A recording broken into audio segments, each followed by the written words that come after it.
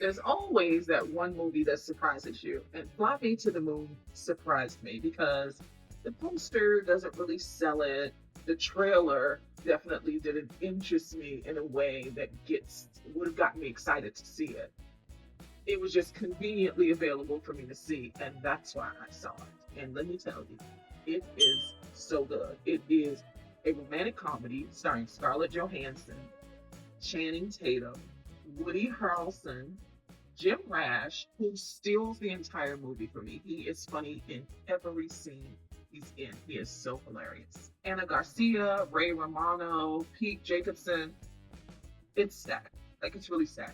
This film does nothing to calm my suspicions that the incomparable Stanley Kubrick directed the moon landing. Now, I don't want to get into my conspiracy theories here, but that's my school of thought. I don't want any backlash, so I'll save that for another time. But there's even a joke about Stanley Kubrick in this film, and it just tickled me because I don't get into it. But anyway, this was directed by Greg Berlanti, who's directed a ton of television. He's a great creator, showrunner, that whole bit. He directed it. It was supposed to be directed by Jason Bateman, but he dropped out. And I think what Greg Berlanti does here is really good because I wasn't interested, and I am so glad I saw it when it is released on July 12th in theaters. I'm going to see it again because it is so good and so funny.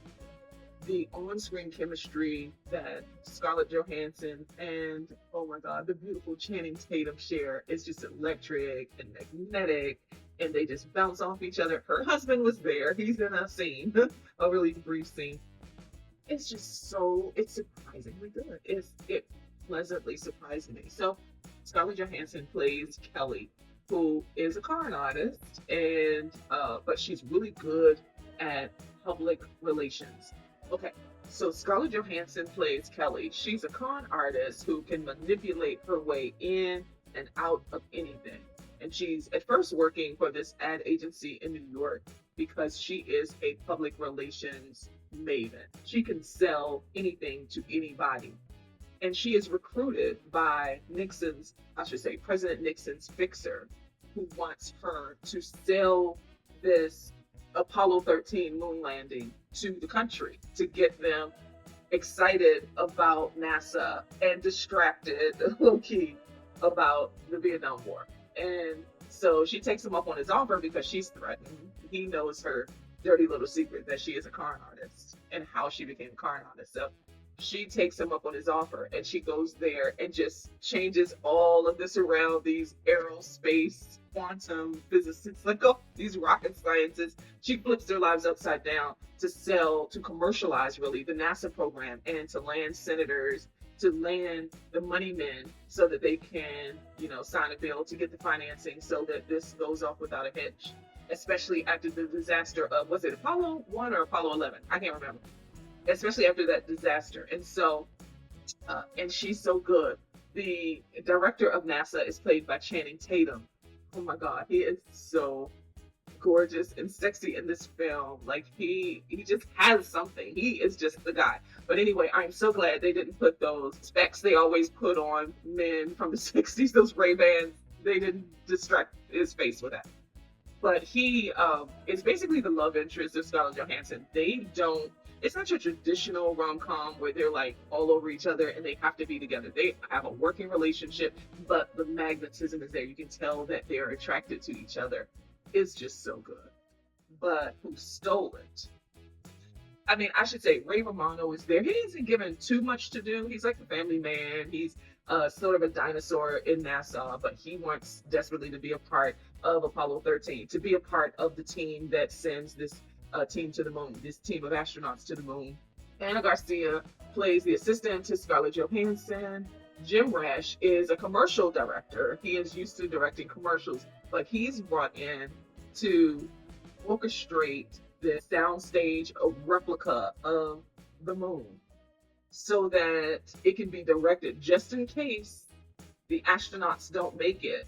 The Apollo team spacemen don't make it, then the country doesn't have to see that. And it's a competition between America and Russia to see who gets the moon landing first. And so they put together this, they produced really live stream so that 200 million people can watch the first steps on the moon. And Jim Rash is so wacky and funny, and I mean it's just so good. And I feel like even though Kubrick might not have been like, he's not Jim Rash's character, but I feel like he put this together. He did the replica.